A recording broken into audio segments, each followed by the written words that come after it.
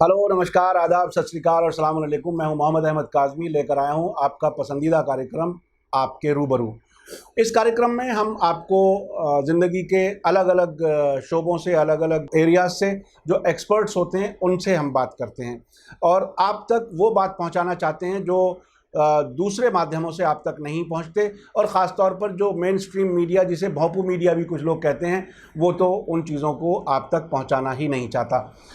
आज कश्मीर पर जिस तरह से पूरी दुनिया में चर्चा हो रही है, आर्टिकल 370 का हटाया जाना और वहाँ राज्य को 2 यूनियन टेरिटरीज़ में बांटे जाने पर विश्व भर में चर्चा है।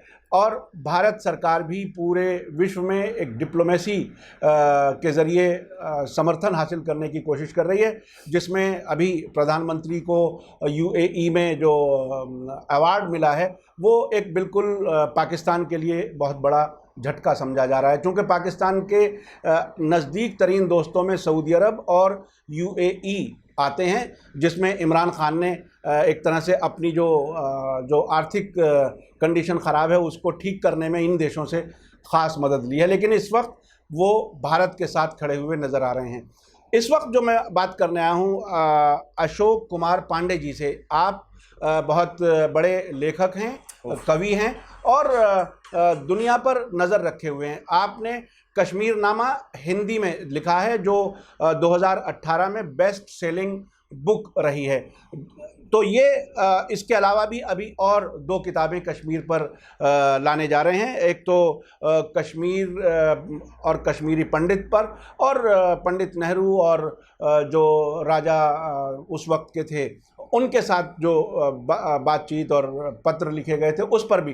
तो ये कश्मीर पर इतिहास और वर्तमान, इस पर बहुत नज़दीक से नज़र रखे हुए हैं। वेलकम अशोक जी, आप media star world YouTube channel में आपका स्वागत है। आप ये बताइए कि जिस तरह से इस मौजूदा सरकार ने आर्टिकल 370 बग़ैर कोई डिबेट किए, कहीं कोई ऐसा कुछ नज़र नहीं आया। यानी जिस दिन लोग जब सो कर के उठे थे तो उन्हें ये बताया जा रहा था कि शायद पाकिस्तान की तरफ से कोई आतंकवादी हमला होने वाला है, इसलिए वहाँ से तीर्थयात्रियों को भी हटाया गया और वहाँ से जो टूरिस्ट थे विदेशी उनको भी हटाया गया। लेकिन अचानक गृह मंत्री अमित शाह जी ने जो अनाउंसमेंट किया, वो एक तरह से न सिर्फ भारत के राजनीतिक हलकों में बल्कि दुनिया भर में एक तरह से बड़ा शॉकिंग एक खबर थी। आपने उसे किस तरह से देखा है? देखिए, 2-3 चीज़ हैं। एक तो 370 को लेके एक बात तो क्लियर है कि भाजपा पहले से ही बिल्कुल लगातार कह रही। 370 के खिलाफ आप देखते हैं कि कश्मीर में जो ही भूमि सुधार लागू किए जाते हैं उसके बाद प्रजा परिषद का मूवमेंट शुरू होता है जम्मू से, और उसके बाद से ही जो श्यामा प्रसाद मुखर्जी संसद में शांत थे 370 पे, उसके बाद वो ये मुद्दा लेके उठते हैं एक देश में 2 विधान नहीं चलेगा और सारा कुछ। और तब से लेके मेरे ख्याल से 1950-51 से लेके और अब तक लगातार भाजपा के एजेंडे में 370 को हटाना था। तो ये उनके एजेंडे के अनुरूप था, इस पर तो किसी को आश्चर्य नहीं होना चाहिए। लेकिन आश्चर्यजनक ये था कि अब देखिए 30 तारीख को मैं एक बयान देख रहा था राज्यपाल का और जो जम्मू और कश्मीर के भाजपा के अध्यक्ष हैं उनका, जहां वो कह रहे थे कि 370 और 35 से हटाने का कोई मामला नहीं है, ये विदेशी खतरा है, कुछ हमला हो सकता है, इसके चलते वहां सेना इतनी सारी लगाई गई है, वहां से यात्रियों को वापस भेजा गया, वहां से टूरिस्ट को वापस भेजा गया, और यहाँ तक कि बाद में जो मजदूर वहाँ जाके 2-2.5 लाख मजदूर वहाँ पर काम करते हैं बिहार से, यूपी से और दूसरी जगहों से, उनको भी वापस भेजा गया। तो ये जो था मेरे लिए बड़ा आश्चर्यजनक था कि राज्यपाल एक जो है वो 4 दिन पहले अगर इस तरह से बात कर रहे हैं तो या तो उनको वाकई पता नहीं है, और या फिर क्या है वो आप समझ सकते हैं। तो आश्चर्यजनक 2-3 मामलों में था। जैसे इस पूरी प्रक्रिया में आप देखिए किसी कश्मीरी को शामिल नहीं किया गया। 2017 में सुप्रीम कोर्ट का एक फैसला आया संतोष गुप्ता बनाम state bank of India case में, जिसमें सुप्रीम कोर्ट ये कह रही थी कि धारा 370 को हटाने के लिए ज़रूरी है कि भारत की दोनों संसदें पहले इसको भारत के संसद के जो दोनों गृह हैं, मतलब लोकसभा और राज्यसभा, वो पहले इसको संस्तुत करें और उसके बाद राज्य की जो संविधान सभा है वो इसको ओके करे, तब जाके 370 हटेगा। चूंकि संविधान सभा खत्म हो चुकी थी तो इसलिए 370 जो है वो कहने के लिए अस्थायी है, लेकिन वास्तव में ये स्थायी धारा है। ये 2017 का फैसला है। अब किया ये गया कि संविधान सभा की जगह विधानसभा को लाया गया, और विधानसभा चूंकि है नहीं वहां पर, तो विधानसभा की जगह राज्यपाल को विधानसभा का प्रतिनिधि मानते हुए उनके सिग्नेचर से इस धारा को हटाया गया, इस अनुच्छेद को हटाया गया है। अब सुप्रीम कोर्ट में फिर से मामला है, ये कितना, इसकी लीगलिटी क्या है, इसकी संवैधानिकता क्या है, ये सब तो सुप्रीम कोर्ट तय करेगा, मैं कोई एक्सपर्ट तो हूँ नहीं। लेकिन एक चीज़ जो खलती है कि इस पूरे प्रोसेस में, इस पूरी प्रक्रिया में एक भी कश्मीरी शामिल नहीं है। मतलब कहीं कोई भी कश्मीरी इस पूरी प्रक्रिया में शामिल नहीं हुआ, और जबकि जो 370 था वो भारत और कश्मीर के बीच का एक समझौता था। तो दो पक्षों के बीच का एक समझौता हटाया जाए जिसमें एक पक्ष को शामिल ही ना किया जाए, और सरकार जानती है कि कश्मीरी इससे खुश नहीं है, अगर नहीं जानती तो इतना सारा कदम उठाना, 7.5 लाख के आसपास सेना वहाँ भर देना, इंटरनेट बंद करा देना, टीवी तक बंद करा देना, अखबार बंद करा देना, ये ऐसे ही तो नहीं किया गया, ये तो मालूम था कि बैकलैश होगा। और साथ में जो डेमोक्रेटिक लीडर्स थे वहाँ पे, जो इतने सालों से तिरंगा उठाए हुए थे, जिनको वहाँ पर स्टूज, बहुत सारे लोग कहते थे कि ये तो भारत सरकार के स्टूज हैं, आपने उनको भी अंदर कर दिया, वो भी सारे डिटेन कर लिए गए। तो मतलब किसी भी तरह का कश्मीरी हो, आपने उसको एक घेरे में डाल दिया, और कश्मीर के अंदर जो भारत समर्थक, भारत विरोधी लोगों के बीच का बंटवारा था वो भी इस तरह से ख़त्म कर दिया। अब इसके क्या रिपरकशंस होंगे, 20-22 दिन तो हो गए, अभी कोई शांति का कोई मामला दिख नहीं रहा है, आगे क्या होगा। अच्छा, आपने चूंकि इतिहास पढ़ा है और बाकायदा लोगों को पढ़वा रहे हैं अपनी किताब के ज़रिए, जो कश्मीरियत जिसे कहना चाहिए, उसमें किसी धर्म विशेष की बात नहीं, मैं एक कश्मीरी कल्चर की बात मैं कह रहा हूँ, उसको उसमें, और जो वहाँ अलगाववादी हैं, इस पूरे परिप्रेक्ष्य में जो अब हालात हैं, आपको क्या लगता है रिएक्शन कैसा आएगा? क्योंकि अभी तक जहाँ जहाँ भी कर्फ्यू में ढील दी गई है वहाँ वहाँ प्रोटेस्ट हुए हैं, कुछ जगहों पर ऐसे वीडियो भी वायरल हुए हैं कि हमारे सुरक्षा बलों ने गोली भी चलाई है। तो क्या ये मामला आपको संभलता हुआ नज़र आता है या बिगड़ता हुआ नजर आता है, क्या लगता है? देखिए, कश्मीरियत का जो टर्म है, जो पद है, वो कोई कश्मीरी इतिहास से नहीं आया है। 1930 के बाद जो आंदोलन हुआ, फिर मुस्लिम कॉन्फ्रेंस बनी, मुस्लिम कॉन्फ्रेंस जैसे नेशनल कॉन्फ्रेंस में तब्दील हुई, जिसमें कश्मीरी पंडित भी शामिल हुए, सिख भी शामिल हुए। उस समय प्रेमनाथ बजाज जैसे पंडित जो थे, जो कि सेकुलर थे, जो शुरू में शेख अब्दुल्ला के साथ थे, बाद में सोशलिस्ट हुए, लेकिन सेकुलर अपने पूरे टाइम में रहे, ऐसे पंडितों ने वो टर्म निकाला था, और शेख अब्दुल्ला उस टर्म को खूब यूज़ करते हैं। और कश्मीरियत का मतलब आपने बिल्कुल सही कहा कि रीजनल, जो हमारी क्षेत्रीय जो पहचान है, वो धार्मिक पहचान से बड़ी हो जाती है। जी बिल्कुल। अब इसी बेस पे आपके इस पूरे सवाल का जवाब मैं वहीं की एक प्रतिक्रिया से देता हूँ। अब बहुत कम लोगों को पता है, ध्यान ही नहीं दिया जाता है कि कश्मीर में भी 5,000 के 4,000 से 5,000 के आसपास कश्मीरी पंडित ऐसे हैं जिन्होंने घाटी कभी नहीं छोड़ी, 90 में भी घाटी नहीं छोड़ी, और वो आज भी वहाँ रह रहे हैं। उनका एक संगठन है कश्मीरी पंडित संघर्ष समिति, उसके अध्यक्ष हैं, उसके नेता हैं संजय टिक्कू। संजय टिक्कू से मेरी कई मुलाकातें हैं, लंबी लंबी बातें हैं। अभी टेलीग्राफ में मैं उनका रिएक्शन पढ़ रहा था, उनका इंटरव्यू, जैसा इंटरव्यू तो नहीं था, बातचीत थी उनसे।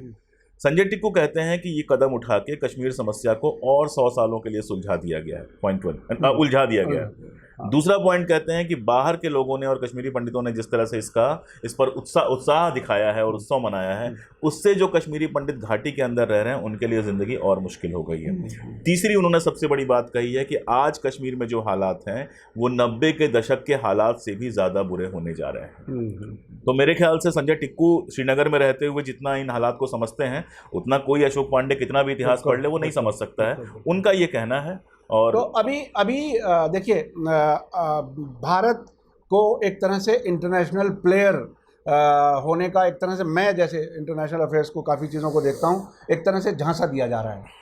अफ़गानिस्तान में बुलाने की कोशिश की जा रही है, यमन से भी आवाज़ आ रही है कि आप हमारी मदद करें, जो अमेरिकन सऊदी अलायंस के लोग हैं।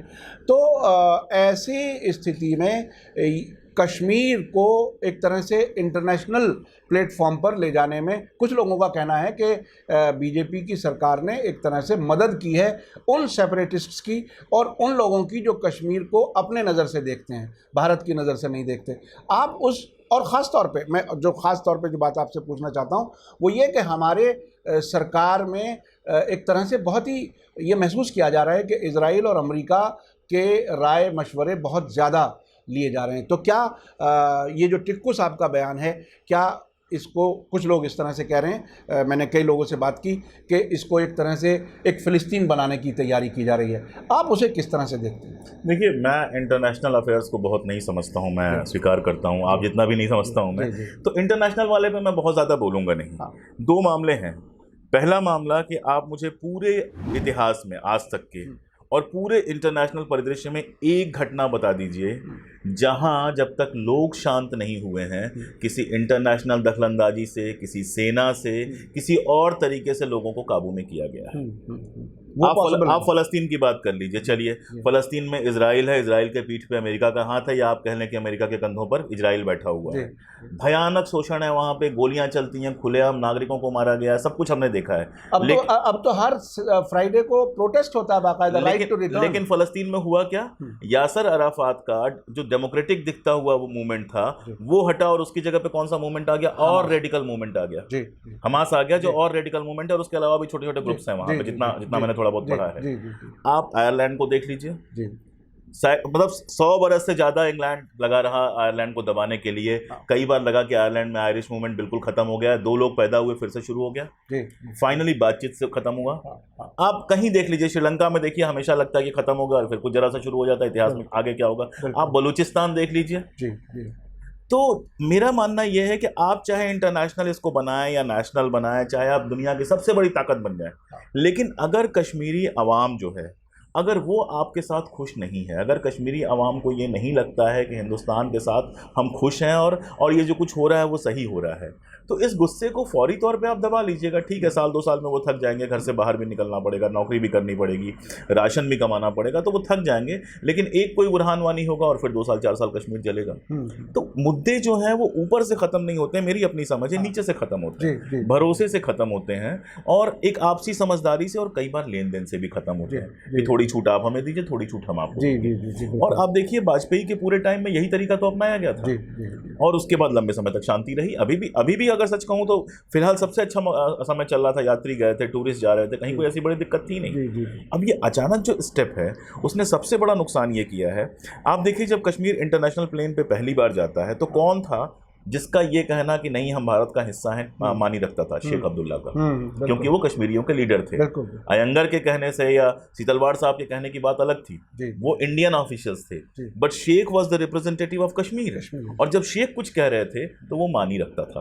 अभी मैं जयप्रकाश नारायण का जो जयप्रकाश नारायण के कश्मीर पर जो स्टैंड है उस पर बलराजपुरी की एक लंबी किताब पढ़ रहा था मैं, तो बार बार वो वहाँ पे कहते हैं कि शेख अब्दुल्ला अगर नहीं चाहते तो कतई कश्मीर आपका हिस्सा नहीं होता, और ये सब जानते हैं। आज आपके पास आपने जो मेन स्ट्रीम लीडर्स थे, जो अब्दुल्लास थे या मुफ्तीस थे या शाह फैसल नया लड़का अभी आया था, या इस तरह के लोग जो चुनाव में हिस्सा लेते थे, आपने उनके पास कुछ छोड़ा ही नहीं है। अब वो क्या मुद्दा लेके चुनाव में जाएंगे? अब क्या मुंह लेके जनता में जाएंगे? तो अच्छा, एक सेकंड बस, 1930 के बाद पहली बार आपने ये ऐसी स्थिति की है कि वहाँ पर सेकुलर्स और कम्युनल्स के बीच का अंतर आपने मिटा दिया है।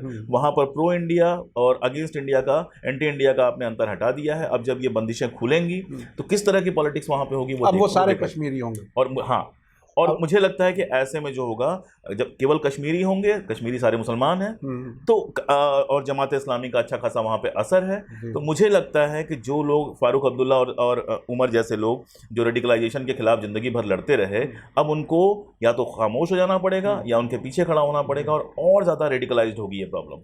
अच्छा, हमारी जो सरकार है, प्रधानमंत्री नरेंद्र मोदी, और उधर अमेरिका में ट्रंप हैं, कुछ विश्व में ऐसे नेता उभरे हैं पिछले कुछ वर्षों में कि वो फैसला पहले लेते हैं, शायद सोचते बाद में हैं। नोटबंदी का फैसला हमारे यहाँ हुआ, जिसकी अब तक पूरा देश जो है वो भुगत रहा है। तो क्या ये कश्मीर का भी फैसला इसी तरह की कोई बड़ी गलती है? और अगर ये बड़ी गलती है तो इसे अब कैसे ठीक किया जा सकता है, क्या हो सकता है? देखिए, मोदी जी का मामला मैं नहीं कहूँगा, प्रधानमंत्री महोदय का मामला केवल नहीं कहूँगा। सारा मामला ये है कि कश्मीर के बारे में हमारी नीति ऐसी ही रही है। नेहरू के बाद लगातार हमारी नीति ऐसी रही है कि हम फैसले पहले ले लेते हैं और परिणाम के बारे में हम सोचते ही नहीं हैं। और उसका असर ये हुआ है कि आज 70 साल बाद भी कश्मीर यहाँ है।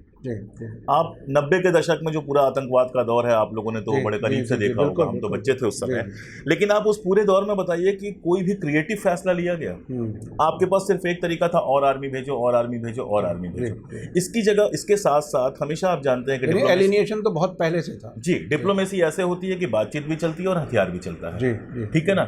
वो करने की कोशिश की कहाँ गई, और जब की गई तो उसको दबा दिया गया। जब भी शुरू थोड़ी बहुत हुई तो दबा दिया गया।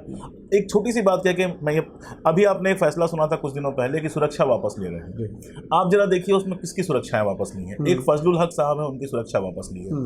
फजलुल हक साहब जो पहला वहाँ पे आतंकवादी संगठन बना था उसमें थे। उसके बाद जब शेख अब्दुल्ला आते हैं तो वो समझौता होता है, शेख अब्दुल्ला उन लोगों को नौकरी में लेते हैं, रिहेबिलिटेट करते हैं। उसके बाद जब हुर्रियत बनती है तो हुर्रियत के शुरुआती दौर में वो थे। वाजपेयी के साथ जो बातचीत हो रही थी उसमें फोर फ्रंट पे वो थे। जी, जी। और उनके घर में आप जाएंगे तो अभी भी वाजपेयी और उनका एक फोटो साथ में लगा हुआ है। उसके बाद चिदम्बरम के समय जो बातचीत हुई, जिस समय वो वहाँ का जो हिजबुल मुजाहिदीन और सेना के बीच में जो क्रिकेट मैच हुआ था, वो सब में वो बहुत आगे थे। बहुत डिटेल में मैं नहीं जाऊंगा, अलग से बात हम कर सकते हैं। और इसके चलते उनको गोली मारी गई, हिजबुल मुजाहिदीन के लोगों ने उनको गोली मारी। गोली मारी तो कंडीशन ये है कि उनका आधा शरीर लकवा मार गया है। वो लकवा मारा हुआ आदमी घर पे अपने पड़ा हुआ है। उसके घर के बाहर पुलिस लगाई गई थी सुरक्षा के लिए, उसकी एक बार लोगों ने उसका भी क्या कहते हैं छीन लिया था।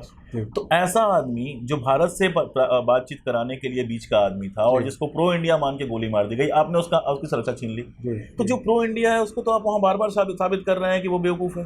तो यानी इस तरह से एलिनिएशन आप और बढ़ा रहे हैं नेचुरली। हाँ। तो अब कोई हल लगता है क्या? सरकार अब किसी तरह से, जो हुआ है वो तो हो चुका है, अब क्या किसी तरह से इसको संभालने के लिए क्या? देखिए, एक बात तो बहुत साफ है कि ठीक है, शांति हो जाएगी, साल 6 महीने बवाल होगा, उसके बाद थोड़ी शांति हो जाएगी। हाँ। दुनिया भर के आप देख रहे हैं कि जिस तरह का मानस हमने बनाया है कि कश्मीर से 370 हटाया जाता है और लोग कहना शुरू करते हैं कि अब तो हम वहाँ प्लाट खरीदेंगे, अब तो हम वहाँ की लड़कियों को शादी करेंगे। गोया मतलब आपने कोई ज़मीन जीत ली है जहाँ से आप लड़कियाँ और ज़मीन लूटने जा रहे हैं। तो इस तरह की मानसिकता के लोग जब वहाँ जाएंगे तो वो क्या व्यवहार करेंगे, उसका कैसा रिएक्शन होगा, ये समझ पाना बड़ा मुश्किल काम है। लेकिन ये तो मैं बहुत बहुत साफ तौर पे कह सकता हूँ कि साल 2 साल की अगर शांति हो भी जाती है तो वो दीर्घकालिक नहीं होगी। दीर्घकालिक शांति के लिए फाइनली आपको, जैसे फजलुल हक साहब का एग्जांपल दूं कि एक बार मैंने उनसे पूछा कि आप लोग आज़ादी की बात करते हैं, आज़ादी का मतलब क्या है, क्या चाहते हैं आप लोग?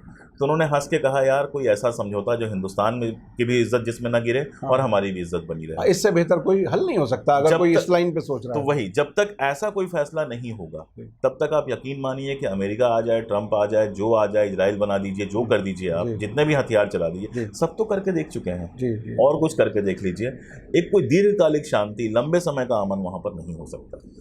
बहुत बहुत शुक्रिया अशोक कुमार पांडे जी, आपने बहुत ही डिटेल से हमारे दर्शकों को बताया और जो निचोड़ आपने आखिर में बताया है कि कोई भी सख्ती से, फोर्स से आप लोगों का दिल नहीं जीत सकते।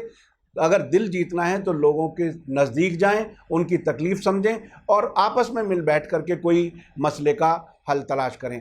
इसी के साथ मुझे दीजिए इजाज़त। धन्यवाद, शुक्रिया। जय भारत, जय हिंद।